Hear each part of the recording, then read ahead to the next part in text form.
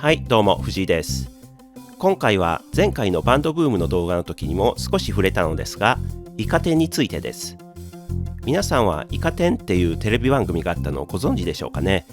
正式には平成名物テレビ三宅裕司のイカスバンド天国といって、1989年2月から1990年12月まで放送されました。深夜の放送にもかかわらずイカ天ブームと言われるほど人気の出た番組です。今回は当時イカ天をリアルタイムで見ていた時のことを、記憶を掘り起こしながら喋っていこうと思います。まずイカ天の番組の概要を説明しますと、アマチュアバンドが毎週10組ほど出演して審査員がチャレンジャーを選び、イカ天キングと対決し、多数決で勝った方がイカ天キングとなります。キングが5週勝ち抜くとグランドイカ天キングになるといった内容がメインでした。放送開始当初は自分の住んでいる岡山では放送されていませんでしたが、関東の方ではそういった番組が放送されているという噂は聞こえてきました。そして1989年10月から岡山でも放送されるようになり、自分は本当にワクワクしながら見ることになりました。ですので89年10月以前に出演していたバンド、有名どころではフライングキッズ、ジッタリンジーン、人間椅子、ビギンといったところはリアルタイムでは見れていません。しかし番組内で過去の VTR が流れることも多かったので、見ているように錯覚していたものもありました。そのあたりはネットで、ウィキペディアとかで確認しながら喋っています。ちなみに自分はその当時十何歳でバンドを組んでラフィンノーズやウィラードのコピーをやっていました。それでオリジナルもやりたいなと思い作り始めていた時期だと思います。なのでアマチュアバンドがどんな曲をどんな風にやっているのかがすごく興味津々でした。自分が最初に見た回は歌舞伎ロックスが仮イカ天キングになりました。その名の通り歌舞伎風の紛争でグラムロック調の曲を演奏するバンドでした。この時演奏した曲は沢田研二さんの TOKIO の歌詞を変えたお江戸という曲で、いわばカバー曲でした。カバー曲ということがマイナスに働いたのか、仮のイカ天キングということでしたね。この週は他に突然ダンボールも出演していました。突然ダンボールは、フールズメイトだったかインディーズを扱う雑誌で名前は知っていて、これ有名なバンドだなと思って見ていました。なかなかにアバンギャルドな演奏でインパクトありましたね。次の放送ではサイバーニューニューが登場しました。サイバーニューニューも、近未来的な、派手な紛争でインパクトがありました。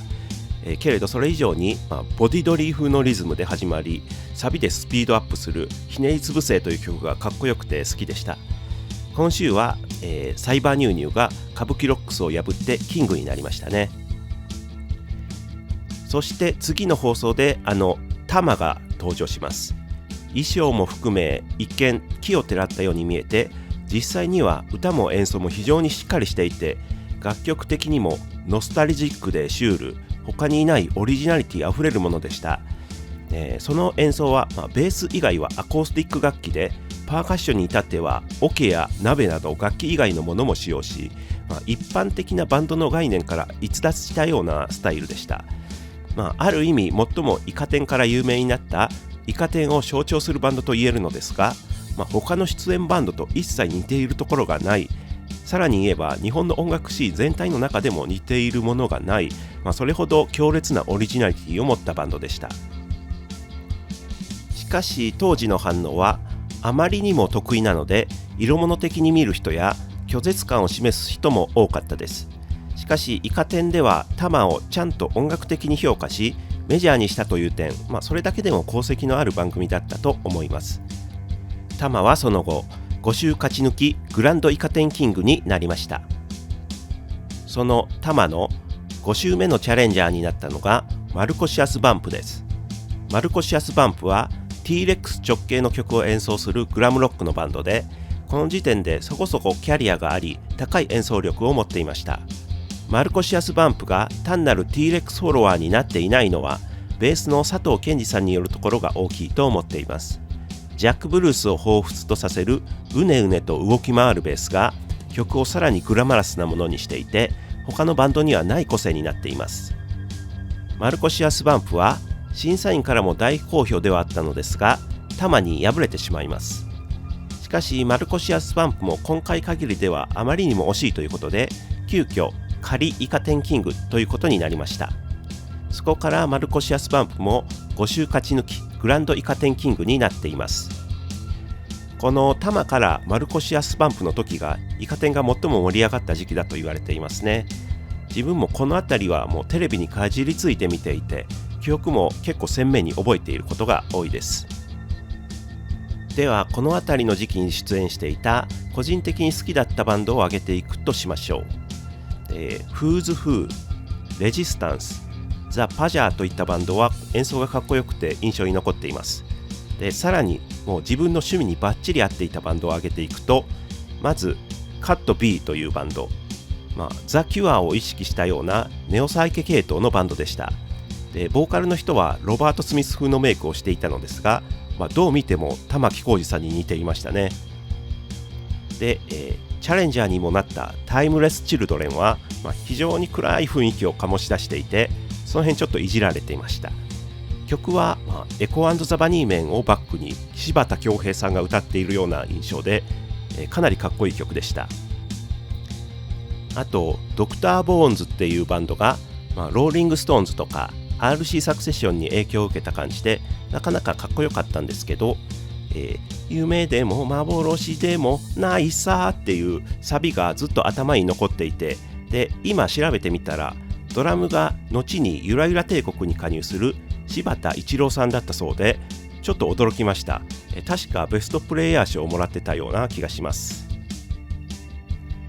でその後の時期に出演したバンドで好きだったのはスキャーリーモンスターズっていう、明らかにデビッド・ボーイのアルバムから名前を付けたバンドで、サウンドはどこか、ジョイ・ディビジョンとか、スージー&ザ・バンシーズを思わせるポストパンクネオサイケ系の音なんですけど、そこにハイトーンな男性ボーカルが乗ります。声の質としてはスピッツの草野正宗さんに似ていて、音楽性の割にはキャッチーな印象でした。その週のチャレンジャーに選ばれていましたね。あとすごく好きだったんですけど、どうしてもバンド名が思い出せないのがあって、で覚えてる特徴を言いますと、ボーカルはちょっとウェーブのかかった長髪で白いシャツに黒い革パン、ベースの人が左利きで白いジャズベを弾いていたと思います。でギターが2人いて、ジャガーとムスタングを弾いていた。で音的にはちょっとゴスっぽいスローでダークな曲で、ギターソロはかなりノイジーな感じで、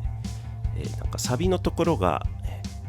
血だらけのお前を抱いた そんな感じのサビだったと思います。これもかなり好きだったんですけど、詳細が全然わからなくて、もしわかる方いらしたらコメントで教えてください。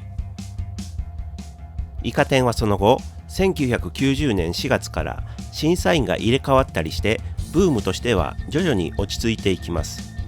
そういった中で突出して良かったのはやはり、リトルクリーチャーズ、そしてブランキー・ジェット・シティでした。特にブランキー・ジェット・シティは自分は大ファンになりまして、ブランキーについては別で動画を作る予定なので今回は詳しく語りませんが、個人的にもイカ天に飽き始めていた時に出てきたバンドで、実際ブランキーが出てきた1週目は全然集中して見てなくて、このバンドがキングなんだっていう感じだったんですが、2週目にマザーという曲の演奏を見た時に本当に衝撃を受けて、それ以降完全にファンになってしまいました。でブランキーがグランドイカ天キングになった後はやはりちょっと飽きてしまっていたのか、あまり集中して見ていなかったように思います。そして1990年12月には番組は終了してしまいます。この当時イカ天に対しては批判的な声も聞かれました。見た目ばかりを派手にして実力が伴ってないだとか、目立とうとして奇をてらったことばかりやってるだとか、確かにそういったバンドも多く出演していたのですが、実際に審査員が評価してイカ天キングになったバンドを見てみると、実力もあり個性もある良いバンドが揃っているように思います。個人の好き嫌いはありつつも、最終的には真っ当な審査をして良いバンドを世に送り出した良い番組だったなと今は改めて思うのですが、いかがでしょうか。はい、今回はイカ天について喋ってみました。これ自分の個人的な感想なので、見ていた人それぞれ思い入れのあるバンドは様々違っていると思います。